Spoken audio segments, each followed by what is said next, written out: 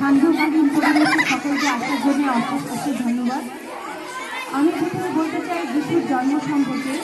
ঈশ্বর তার নিজের পুত্রকে শিশুরই দেখাশোনা করা দরকার, তাই মারিয়ামকে যাতে সাহায্য করতে পারে সেজন্য তিনি যোসেফকে বেছে নেন, কারণ শিশুটি ছিল ঈশ্বরের পুত্র, পাপ ছাড়াই তার জন্ম হয়েছিল। প্রভুর আর দূত যোসেফকে স্বপ্নে দেখা দিলেন। দূত বললেন, মারিয়ামের একটি পুত্র সন্তান হবে, তোমরা তার নাম দিও যিশু, কারণ তিনি তার লোকেদের তাদের পাপ থেকে উদ্ধার করছেন। যিশু নামের অর্থ কি তোমরা জানো? হ্যাঁ জানো, সে হচ্ছে মুক্তিদাতা প্রভু।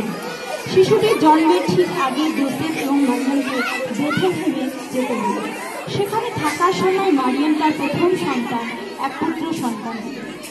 ঈশ্বর লোকেদের কাছে তার পুত্রের জন্মবার্তা ঘোষণা করার জন্য তার দূতদের পাঠালেন। তারা এই আশ্চর্য ঘটনা দেখতে এলো। তারা দেখল ঈশ্বরের পুত্র মানব শিশু হয়ে জন্ম নিয়েছে। যিশু তোমাদেরই মতো বড় হয়ে উঠলেন। বাবা, তিনি কি স্কুলে গিয়েছিলেন? তিনি কি খেলাধুলা করতেন? হ্যাঁ রাজু, তিনি তার বাবা মারও কথাও শুনতেন।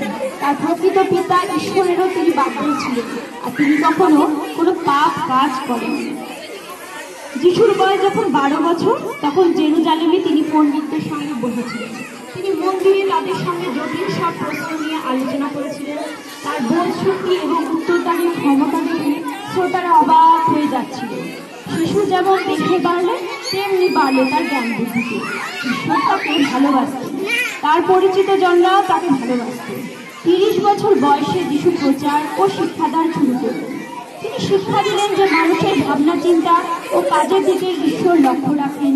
তিনি বললেন, তুমি আমার পরিপূর্ণ হৃদয়ে, পরিপূর্ণ আত্মা ও সর্বাত্মকরণে তোমার প্রভু ঈশ্বরকেই ভালোবেসেছে। এটাই হলো তোমার প্রথম ও সর্বশ্রেষ্ঠ আজ্ঞা। আর দ্বিতীয় আজ্ঞাটি সমান গুরুত্বপূর্ণ। তুমি যেমন নিজেকে ভালোবাসো, তেমনি তোমার প্রতিবেশীদেরও তেমনি ভালোবাসো। ঈশ্বর তার নিজের কাছে আমাদের ফিরিয়ে আনার জন্য যে আশ্চর্য পরিকল্পনা করেছিলেন, যিশু সেই কথাই বলেছিলেন। তিনি বলেছিলেন, এই পৃথিবীকে ঈশ্বর এমনই ভালোবাসলেন যে তিনি তার একমাত্র পুত্রকে দান করবেন, এই উদ্দেশ্যে যে তাকে বিনাশ করবে না, বিশ্বাস করবে, বরং সে শাশ্বত জীবন লাভ করবে। বাবা, আমি যিশুকে বিশ্বাস করি। খুব ভালো কথা রাজু, তুমি তো সবকিছু শুনলে, কিন্তু অলৌকিক কার্যকারী যিশু সবকিছু শুনতে তো একদিনে হবে না। তাই তিনি বললেন, যিশু ক্রুশবিদ্ধ কিভাবে হয়েছিলেন। তারা পেরেক দিয়ে যিশুকে ক্রুশে বিদ্ধ করেছিল। যিশু বললেন, পিতা, এদের ক্ষমা করো, কারণ এরা জানে না এরা কি করছে।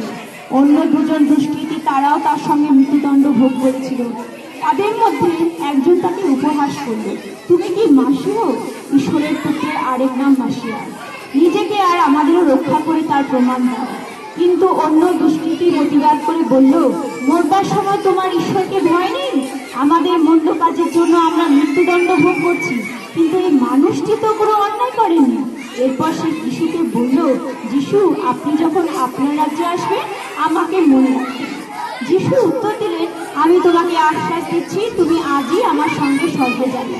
মৃত্যুর পর সে যিশুর সঙ্গে মিলিত হল। এরপর যিশু উচ্চ স্বরে পিতা ঈশ্বরের উদ্দেশ্যে প্রাণ দিলেন। তাহলে কি যিশু ঈশ্বরের পরিকল্পিত সেই ব্যক্তি? হ্যাঁ, ঈশ্বর তার আপন পুত্র নিষ্পাপ যিশুকে পাঠিয়েছিলেন, আর আমাদের পাপের শাস্তি তিনি নিজের উপরেই প্রাণ ফেলে দিলেন। ধন্যবাদ।